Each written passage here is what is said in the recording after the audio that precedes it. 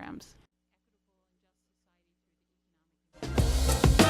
More abundant, more love, more joy, everything. It's inspired young people. Inspiration comes from within you.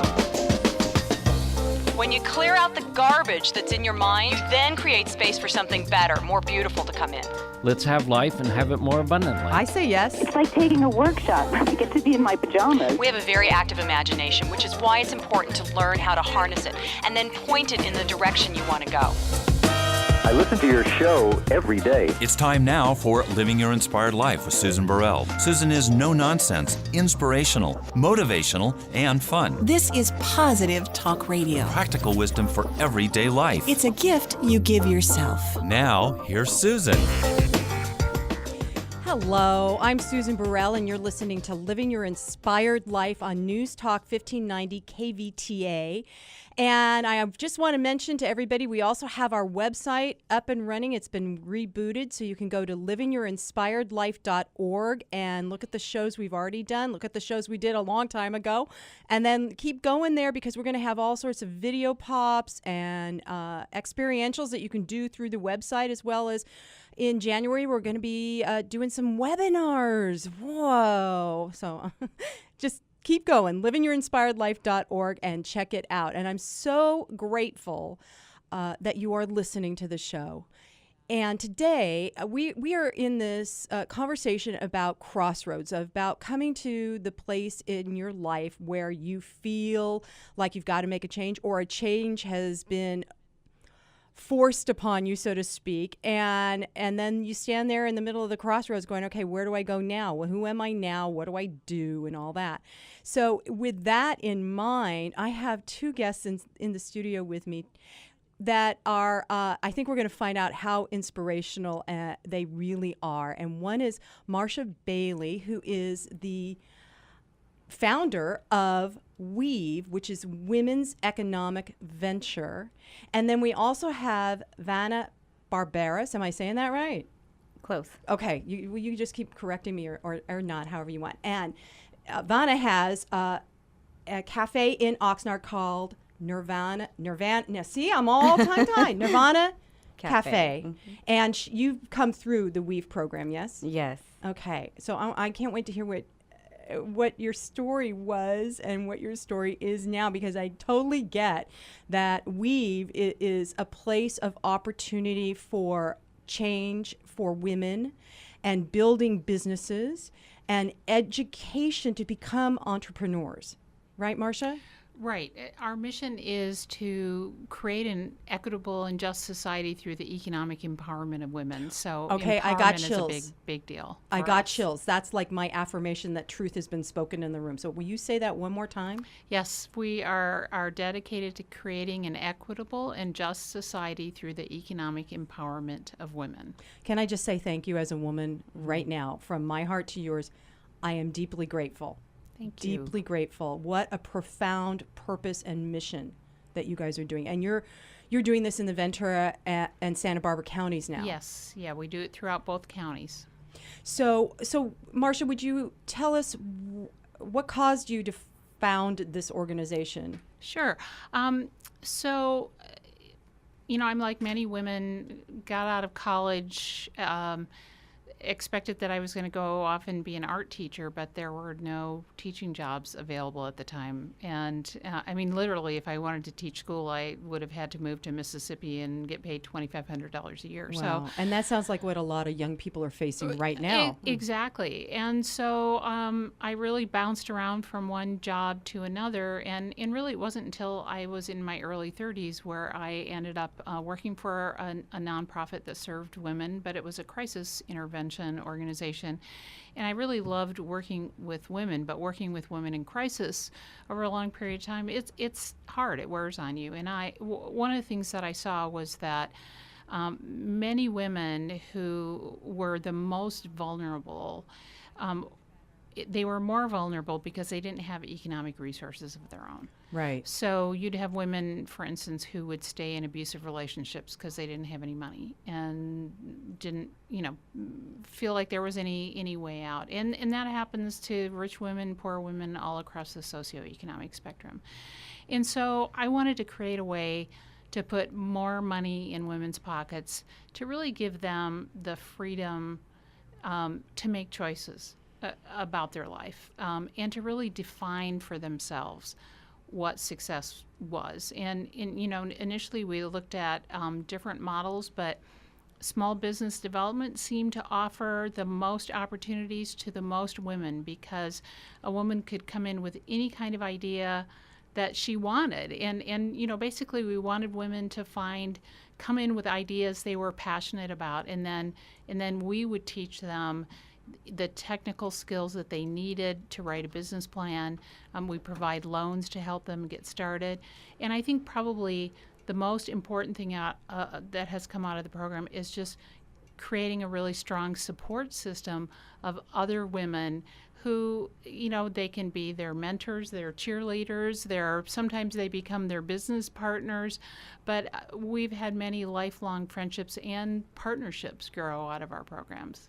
Wow, that's awesome, because I do a lot of counseling work with women as well, and that seems to be women's best skill set, is to do something in community or in connection.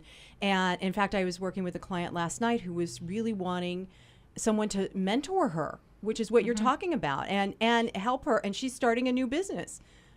Hey, she better listen to this. Well, and in fact, if she's already in business and has a business plan, we have a great program for her. It's called Thrive in 5, and it provides long-term one-on-one coaching, mentoring, business counseling, plus peer group support and quarterly advanced training. So it's really focused on providing each individual with the kind of support and training that they need, but also providing them with an accountability structure. And that's what people tell us that they need the most.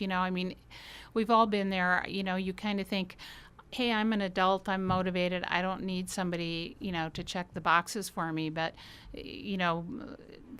if I'm trying to lose 25 pounds and somebody else is going to look at the scale when I stand on it, I am way more accountable than if I'm just doing it on my I'm own. nodding my head and raising my hand. I'm the same way. I am currently going through a crossroads personally in my life, and what I found out is I do much better if I have to show up for somebody else, which also I think is kind of the way women have been kind of indoctrinated. We do for other people. It's very hard to do for ourselves. Absolutely. And Vanna's nodding her head. Yes. Was that your case in a way? Oh, absolutely. I think that having the accountability, like you said, we like to do for other people. And I think having that accountability and just verification, that you're on the right track definitely helps. Yeah. And I would add to that, too, that women tend to start businesses for different reasons than men do. Oh, Women give me some. often, they often do it as a lifestyle choice. Mm-hmm. They want to have more flexibility. They want to have more earning power.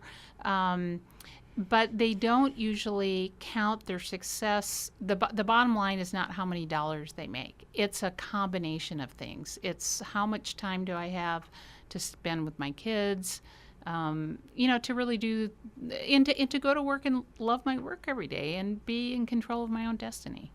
Yeah, that makes a lot of sense to me. I'm nodding my head. There's lots of bobbleheads going on here in the room. So Marsha, talk to me a little bit about the Thrive in 5 program. Now, does that, if somebody's struggling economically, do they go right into that, or that's more like an upper level class? That's a great question. So we have classes kind of along a continuum. So our core training program is 14 weeks, 56 hours. It's called self-employment training. I think that's the program you took, right, Donna?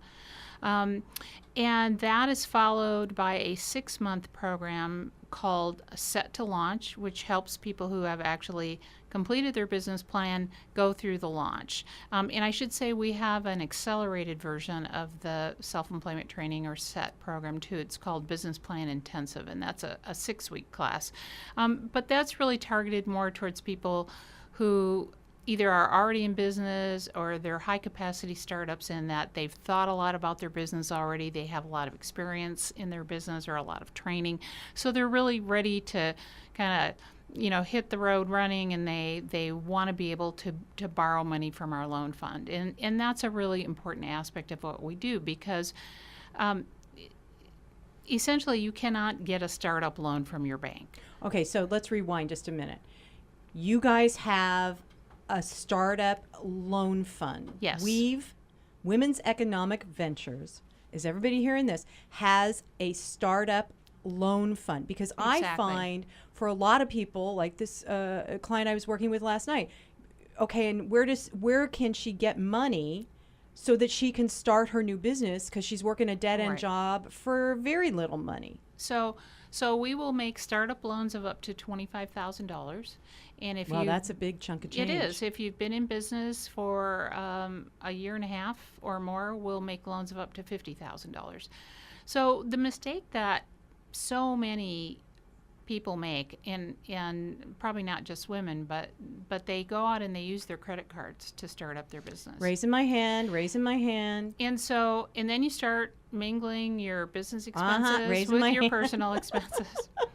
And it gets confusing. It's not only is it confusing, but if you make one late payment, you know what happens Yep. to your interest rate. It goes up to 28% Yeah, or something higher. really I mean, ridiculous. something that you really don't want to see. And so we really want to help women become more financially astute and really keep these things, keep their personal from their, from their business finances separate. And, the other thing we see is that so many women are so afraid to borrow.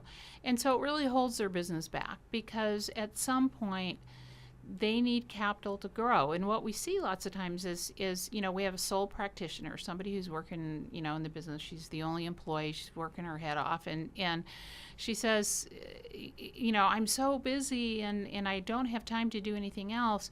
And that's the time where she needs to bring on an employee. But there's a ramp-up time between when you hire that employee generally and when they're going to start generating revenue or allow you to generate more revenue. And so that's a perfect time to come in and get a loan, and we work through the whole process with you, to help make your projections so you can see what you should be expecting to bring in terms of income. Okay, so I'm a little dense in terms of the entrepreneurial stuff. So when you say you work through that, what are you talking about? You work through getting the loan done, or do you mentor the person when they receive that loan money to make sure that they're able to? Well, that's one of the big important things that Thrive in 5 does. So Thrive in 5, we tend to work with a lot of our borrowers, because it does provide that support after they get the loan, because people want to pay back their loans. Yes. They don't want to do that. And so what we found is it really helps us stay ahead of the curve in terms of helping clients identify cash flow issues. Lots of times, I think it's most common where they overestimate their income and they underestimate their expenses, and so it takes longer generally to break even than somebody thinks it's going to, and that's really common. And so through the business planning process in our class, you would make cash flow projections in terms of how much your income and expense is going to be every month.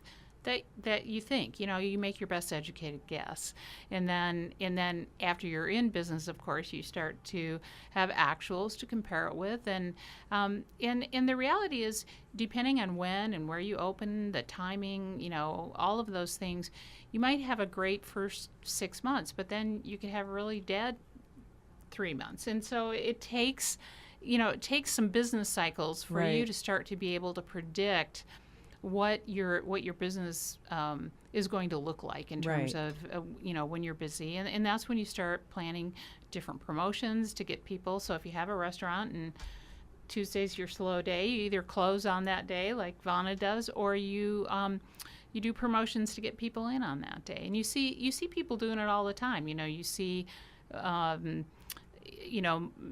theaters that have reduced prices on certain days. You'll see bars that might do trivia night on Monday night. They're going to do it on their slowest night. They're going to do it on Friday and Saturday. They're going to do it to bring in people on a specific night. Right. So, and you guys, so WEV helps the entrepreneur figure those things out. Yeah, and I think Vonna could probably talk a little bit about the class, because we bring in a lot of guest speakers who have subject matter expertise in marketing and promotion, finance, things like that. And so maybe she could talk a little bit about how that helps. Yeah, I would love that. Yeah, and then also just to speak about the projections that you were talking about. I think that that was the turning point in the class, and to make your business seem to bring everything to fruition, and for you to say, okay, is my business plan realistic, and can I afford to do this and make what I need to make to survive? And I think that portion of the class was really inspirational to me, and in fact I changed my business model quite a bit based off of those projections. But speaking about all of the speakers that came in, just the value that they add and the connections and the network that I was able to build based off of those guest speakers, and I've been in contact with so many of them since the class, and they've just been such a huge support for me. It's been really good. That's wonderful. Yeah, that's wonderful that they make themselves available to the students to have an ongoing relationship. They really do. And even my teacher, Lisa Minyard, she called me yesterday and she goes, "Oh, Vonna, I met with this person who really knows a lot about the restaurant industry, and I'd really love for you to connect with them." And I've been out of the class for 8 months now. So for her to call me yesterday, it was really, really good. I talk to people weekly from the class, so huge support. And you don't feel alone, and that's the biggest thing. And that, I was just going to say, that would, for me, that would be the biggest thing, is not to feel alone. And because on Living Your Inspired Life, we are all about connecting up, connecting within yourself, connecting to each other. We talk about socially conscious business and conscious environment ideas and conscious evolution, so that you can tune in and tune up and really feel connected, not just to yourself and who you are and your inner source of inspiration, but to other people in the world or in your community that are doing things that are either the next iteration of what you're doing or a complement to what you're doing. Right. And I think WEV incorporates all of what you just said. And they do a very, very good job of incorporating all of that to give you the confidence, to give you the network, the resources, the support to be able to take that step. Okay, so Vonna, I want to ask you now. Vonna has, so evidently your cafe has only been open 8 months? Since April. Woohoo! Yeah. Woohoo. Yeah, thanks. Nirvana Cafe in Oxnard. And so Vonna, can you share with our listeners what brought you to, or what called you to, or what inspired you, since it's Living Your Inspired Life, to do this? All of the above, absolutely. Well, I had been in retail for 20 years. I was a general manager for some big box retailers, and I was kind of married to my work. And then I was blessed with a beautiful daughter. And so, as we know, parents, our priorities change. And Absolutely. so therefore, I couldn't be dedicated to something necessarily for someone else 80 hours a week. And it didn't allow me the time that I needed to spend with my daughter. And things got pretty tough there towards the end. And I did the whole take this job and shove it, and turned my keys in, and was making a six-figure salary. And I said, I need to go home to my baby. I don't know what I'm doing. This is not working for me emotionally. I miss her, and I don't want to miss anymore. So I didn't know what I was going to do, where I was going to go. And a friend of mine had taken the WEV class and just told me how wonderful it was. And so I started to research, and I said, I've been responsible for a $48 million store, but I know that there's a big difference in running your own business than working for a corporation. So I said, this would make a lot of sense where I'm at. And speaking of a crossroads, that's where I was. So I was very excited. I took the class, and wow, can I just tell you, it just changed me as an individual.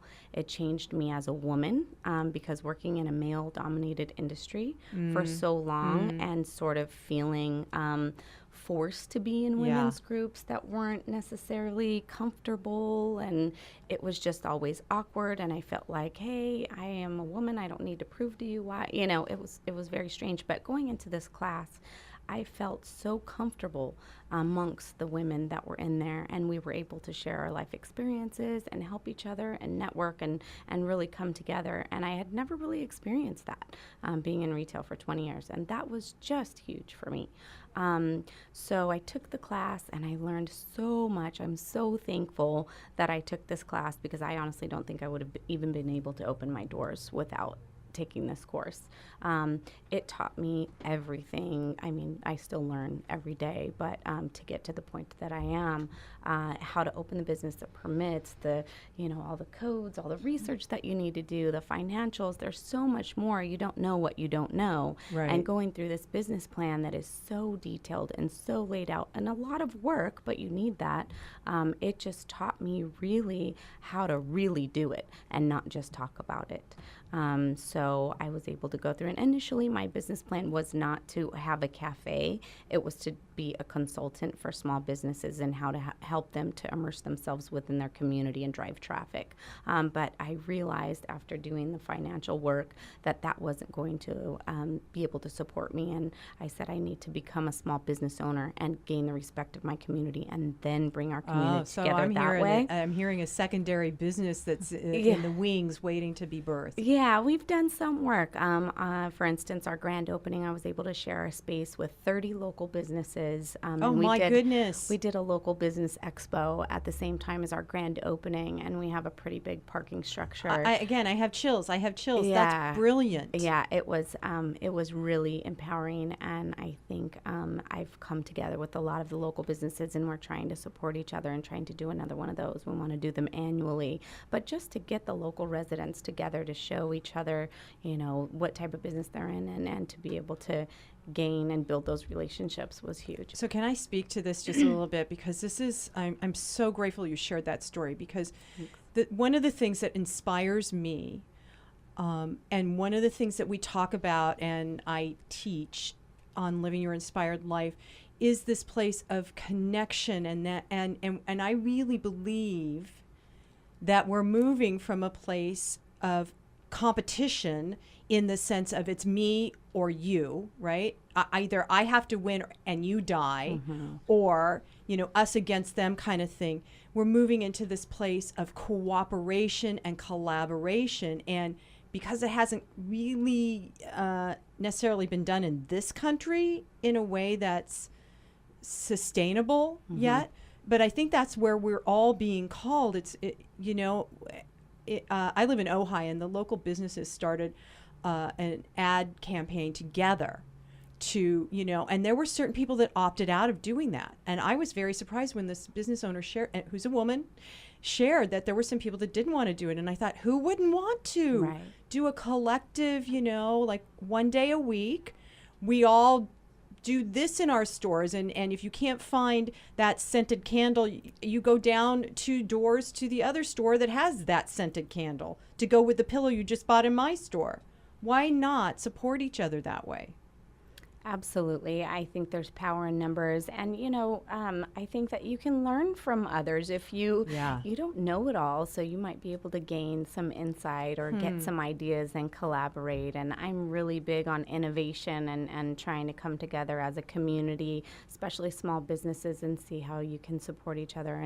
And you'll find that people have ideas about your business, and you have ideas about their business, and things that you don't think of. So once you just start having those conversations, it's very powerful. Well, and I, I'd like to just jump in and add that, word of mouth is the most powerful kind of advertising that you can have. I mean, we ask our friends, where's a good place to eat, or who's a good dentist to go to, or whatever. And so that referral, kind of network works both ways. And supporting a local business community and local businesses is so important. A lot of people are just totally focused on price, not necessarily on quality. And so, you end up with a lot of really large stores like Walmarts and things like that that drive our local businesses out of business. And really, it's local businesses that make our communities unique. You know, Yes. I mean, I don't go up to, Carmel or someplace like that so I can shop at the Gap. Right. You go because there's locally made unique things. There's great food. There's great wine. There's things like that. And when you buy locally, a much higher percentage of the profits stay in the local community. So that supports everybody. When you buy from a multinational corporation, the profits are going to shareholders all over the world. So it makes a lot of sense. The other thing I found, from running a nonprofit is that local businesses give back more. If you're trying to find somebody from and I don't mean to name names here, but, from a big department store, I won't name a name, for instance, to make a donation, you can never get through to the right people. It's very limited, yet you go to like the small locally owned, women-owned places, sure, I'll give you a gift certificate, or I'll, do this promotion, or I'll host your event, or, whatever. And that's what community is all about. I totally agree with you, and it's about so one of the things I like to talk about is this law of circulation. If you give, you're going to receive more. It multiplies, and the people that are in business, there's an old paradigm that I know and am affirming is beginning to die away. That I've got to earn this money and keep it in my store. And which fuels the competition thing of, I've got to take their customers to make my store thrive. All of that, which is a taking thing instead of a giving thing. Well, and it's also that zero sum game. It's the idea, and it happens in the nonprofit world too, where you think that.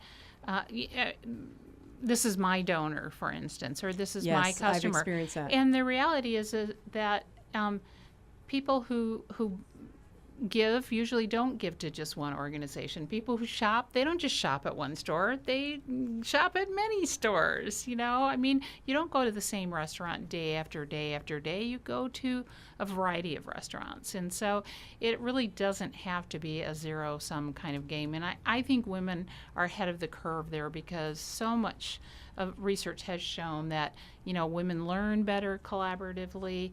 Women tend to not feel so competitive with each other.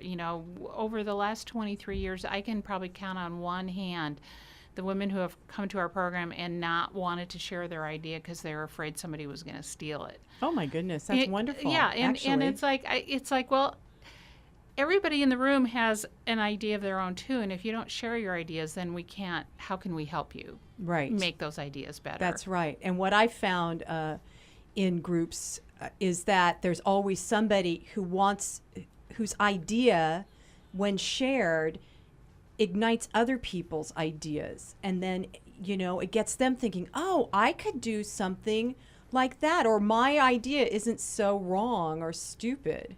And we have lots of great ideas, but an idea, it takes way more than an idea. So, right. Your ability to execute on the idea is really what's going to make all the difference. So just because you've shared a great idea doesn't mean everybody else in the class is going to run out and, become an engineer so that they can make the same kind of widget you were going to make. Right, right. So we're talking to Marsha Bailey of Women's Economic Venture and Vanna of Nirvana Cafe in Oxnard. You're listening to Living Your Inspired Life. We're going to take just a short break, and we'll be right back on News Talk 1590 KVTA. Welcome back to Living Your Inspired Life. I'm Susan Burrell, and you're listening to News Talk 1590 KVTA. And we are having a great time here on Living Your Inspired Life. I am already receiving inflow from the community about fun events because I'm in my new iteration of who I am. It's all about fun.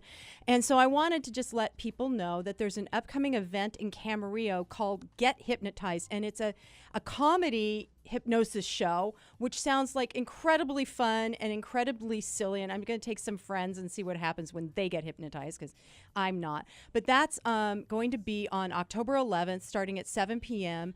at the Camarillo Center for Spiritual Living.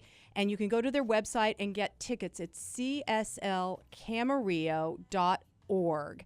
And I've met the guy who's doing the comedy. He's hysterical. Oh, my goodness. So it's Get Hypnotized. It's October 11th, starting at 7 p.m. And again, the website is cslcamarillo.org. How fun. I'm going to be there. It's a Friday night. I got nothing to do on Friday. I'm going to go. So you're listening to Living Your Inspired Life. And one of our callings is to talk about evolutionary businesses and how we connect in the world and how we connect in community. Because again, Living Your Inspired Life is all about tuning into your inner urge, your inner divine thing, your inner guidance thing that wants to be expressed in the world, and really begin to live the life you were born to live from the inside out. So we have on our show tonight Marsha Bailey of Women's Economic Ventures and an ex-student, ongoing student, you just confessed, Vanna of Nirvana Cafe in Oxnard. And we've been talking about all the amazing stuff that Women's Economic Ventures does. And one of the things we were sharing on break, Marsha, you were sharing with me, is sometimes when people come to these crossroads in their life and they don't know what to do, there's like a paralyzing fear, and they don't know how to ask for help or where to go. And one of the things you provide is when people ask for help, you guys give it. Right, and it's something that we try to teach women to. Several years ago when we first started, and we started doing an annual follow-up survey. And so we would call people and ask them questions about how they were doing, how their business was doing. And they would say, well, I'm really upset that you never called me. No. That nobody from the program ever called me to see how I was doing. And, I was really taken aback by that. The first thing that hopped into my head was that, well, nobody from Michigan State University ever called me either to say, hey, how's that degree working out for you? What I was trying to do was we're trying to teach women to be assertive. And when you need help, to reach out and ask for it. Don't sit around and wait for somebody to call you and see how you're doing. And, I think for some of us, it's hard because we grew up in families where it was just pull yourself up by your bootstraps. It's, in my family, it was kind of like, hey, you don't want to ask for help, because if you ask for help, it means you need help. And if you need help, you're weak. Right. There's something wrong with you. Something wrong with you. So the thing I just want to say to people is I have trained myself to ask for help. And it's an amazing thing because people love to give help.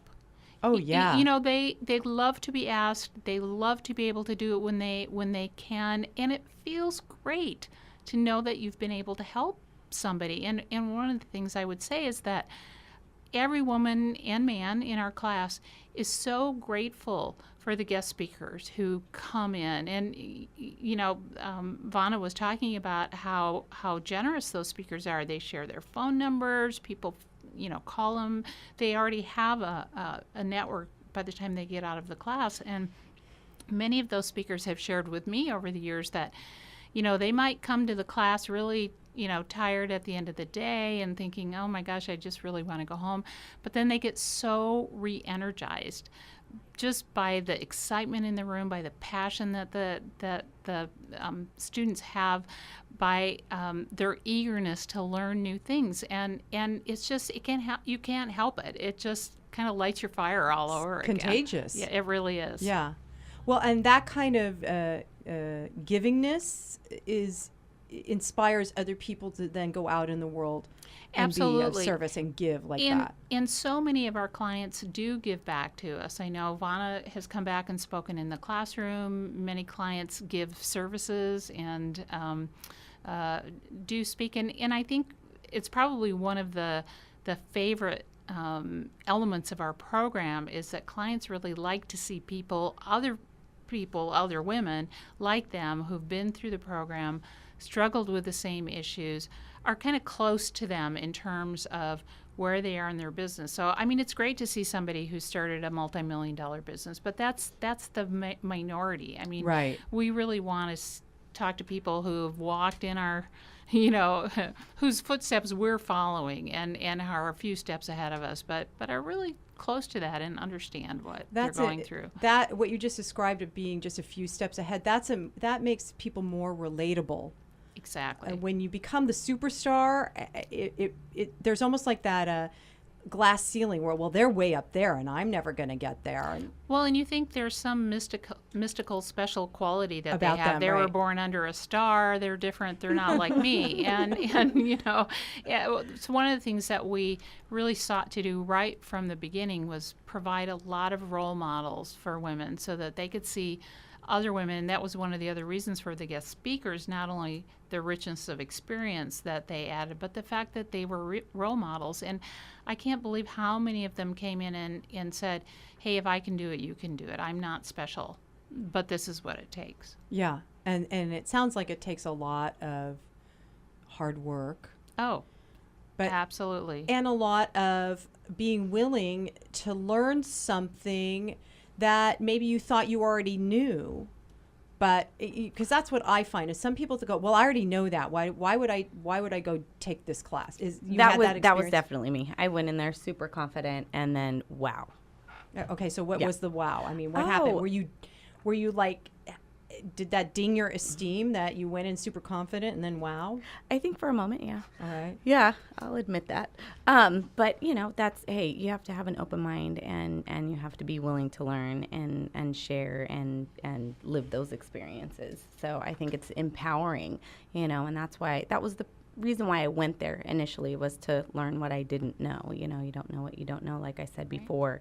And I can really attest to the fact that the guest speakers are so approachable. And myself, growing up in retail, basically, there weren't a lot of women mentors for me. Right. And that is so empowering and so comforting and so exciting to be able. I have many women that I call that were guest speakers, Marnie Brooke, you know, just amazing, amazing women that are so supportive.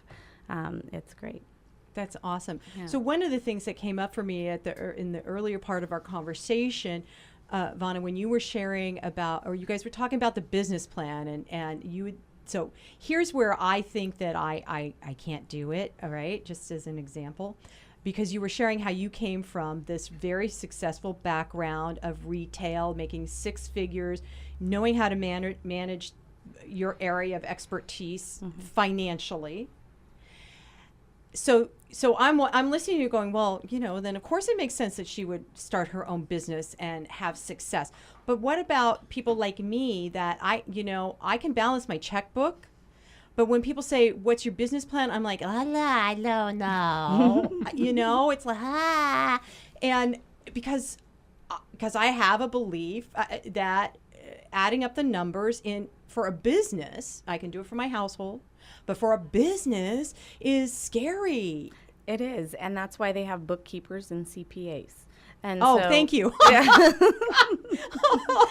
And if you've got a good one to recommend, I'll talk to you afterwards. Oh, I definitely do. I think, you know, you really have to recognize what your strengths are when you go into business for yourself. And you have to humble yourself and say, you know what, I'm not good at that. And I need to hire somebody, or I need help with that. And I think that makes successful and sustainable business by being able to humble yourself. Humble yourself, Yeah. and hire help. Yeah. Okay, so that speaks to the mentoring piece. But so here's another part. I'm just telling stories on myself.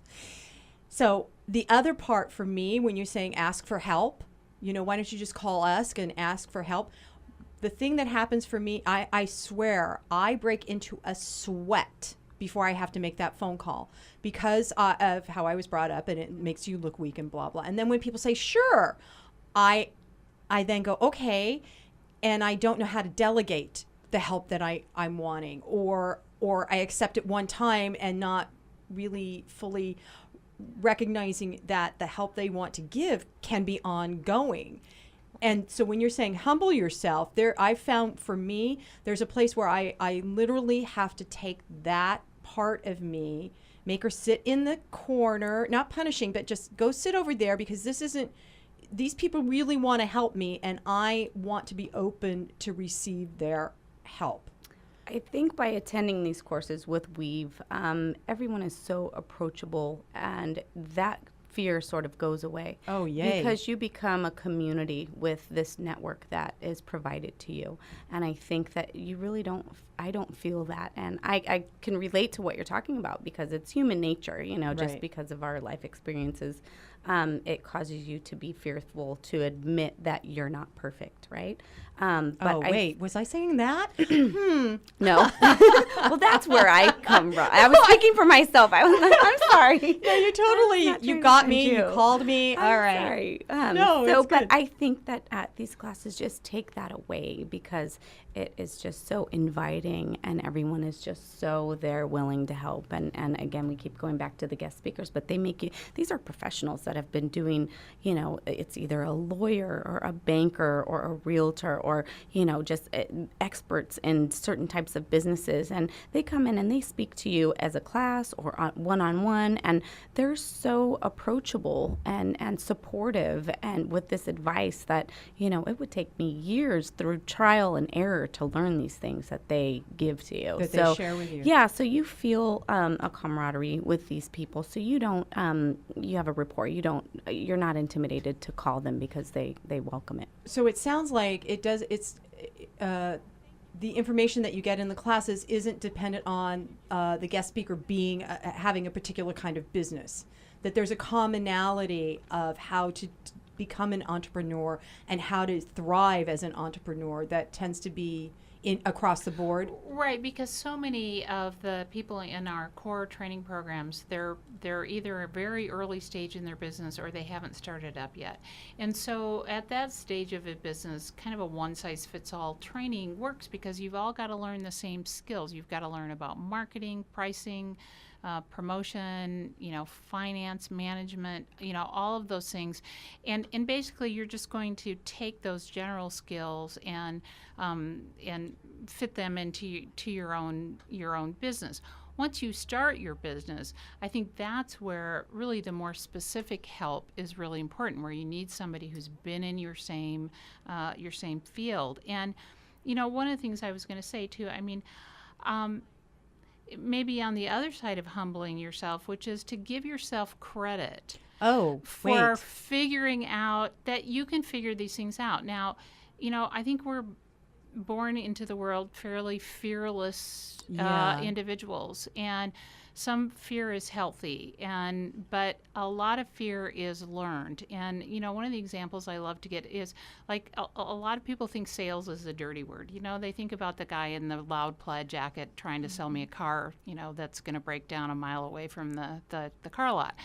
And that's really not what sales is all about. And when I think back, when I was a kid, selling Girl Scout cookies or ice cream social tickets for my class, I won sales prizes because I was out there. I was like, sure, I had no fear about going door to door, and my dad did not sell those Girl Scout cookies for me at his office. I sold every box of them myself by going door to door and asking people to buy them. And for instance, nobody says no to a cute little Girl Scout. Nobody says no. But they say, give me more cookies. Yeah, exactly.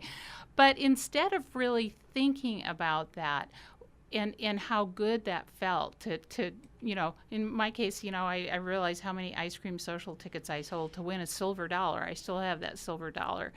But then at some point, you start getting self-conscious about sales, about being assertive, about money. We see a lot of women bring their math anxiety straight into the business class around business finance. And the reality is that business finance if you've been through the 6th grade, you know everything about math that you need to know about business finance, because it's nothing more than adding, subtracting, multiplying, and dividing. Okay, my eyes are getting really big as you're saying that, Marsha. I'm like, oh, really? You do not have to know any algebra or geometry. I'm looking at P&L sheets, going, okay, how, and balance sheets. Like, you know what? They're really not that hard to understand once you figure out what the purpose of those things are and what goes into them.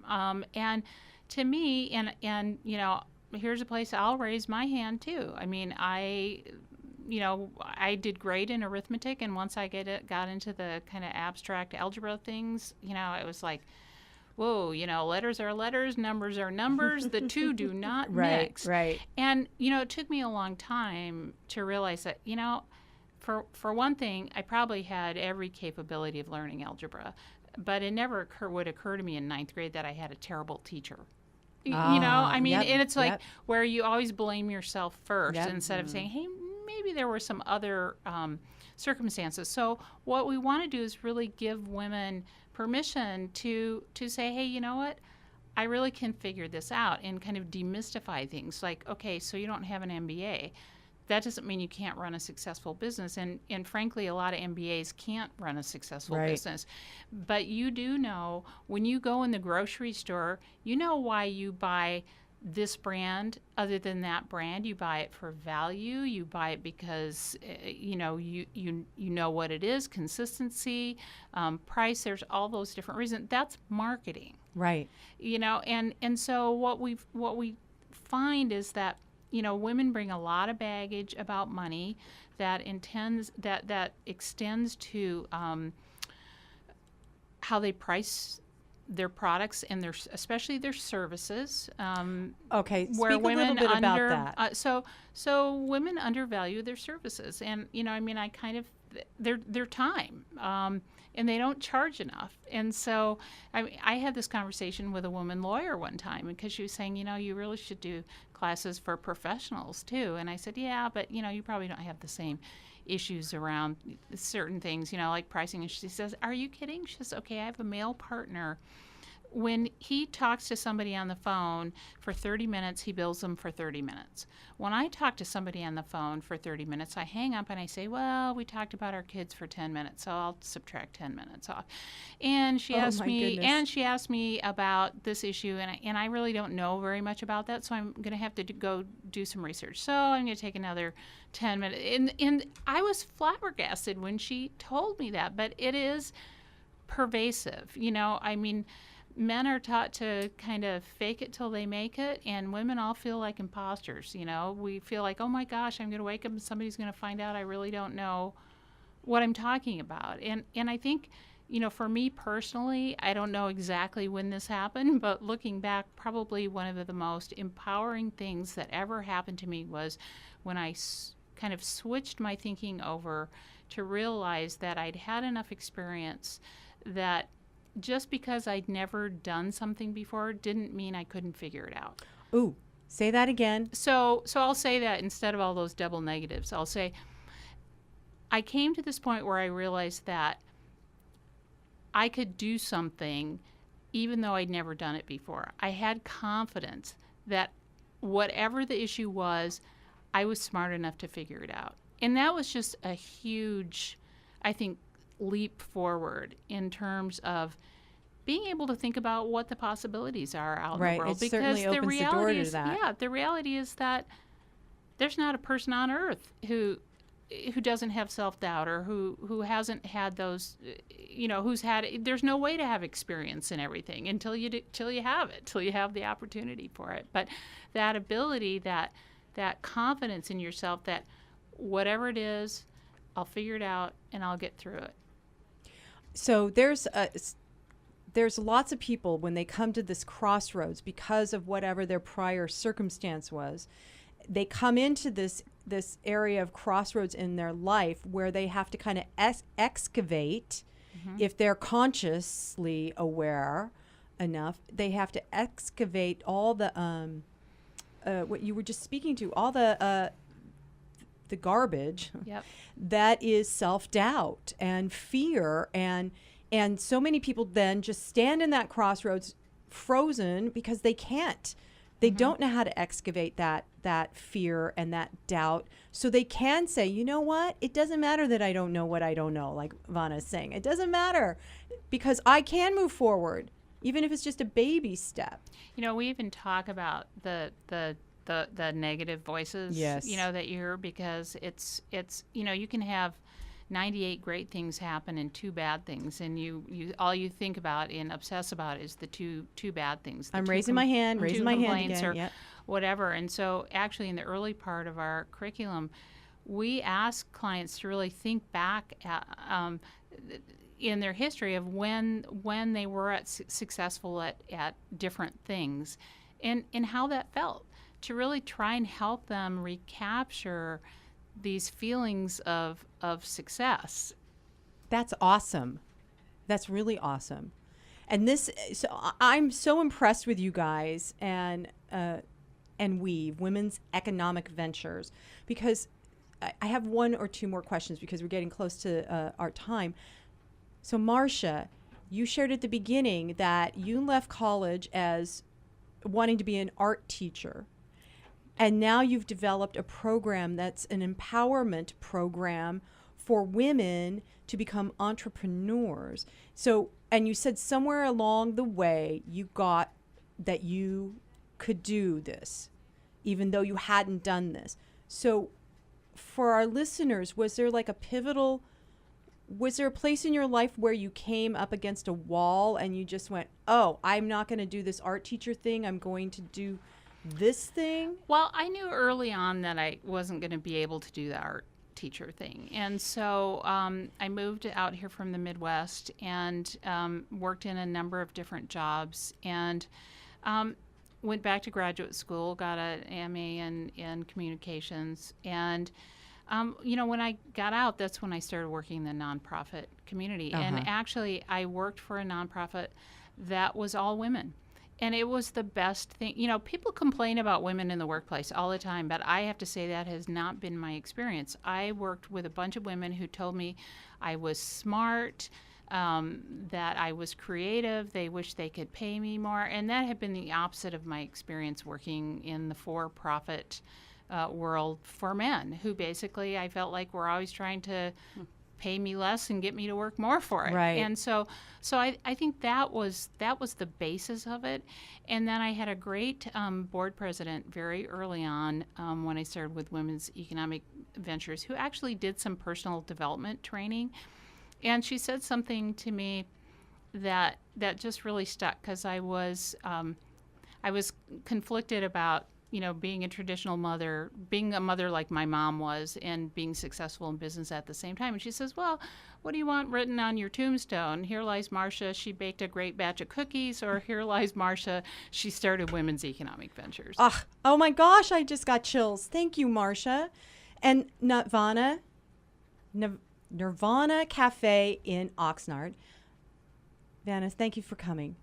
And so tell everybody your website, because I want people to go there and surf it, because it's fabulous and there's so much resources. Great. So it's wevonline.org, W-E-V as in Victor, online.org. And of course, everybody knows you put in the www first, right? That's right. That's right. Thank you so much for joining us on Living thank Your you for Inspired having Life. us. You guys have inspired me. I am, again, deeply and profoundly grateful that this is the work you chose to do and you followed it. Thank you so much for empowering women.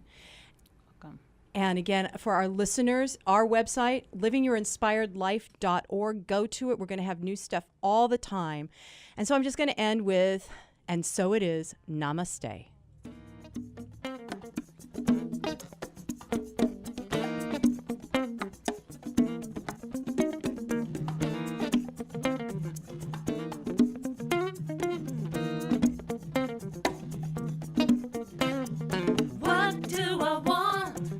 Do I desire? What will bring me to my highest good? What do I want? What do I desire? What will bring me to my highest good? Prosperity, prosperity, I claim it, I claim it. Abundance, abundance is mine.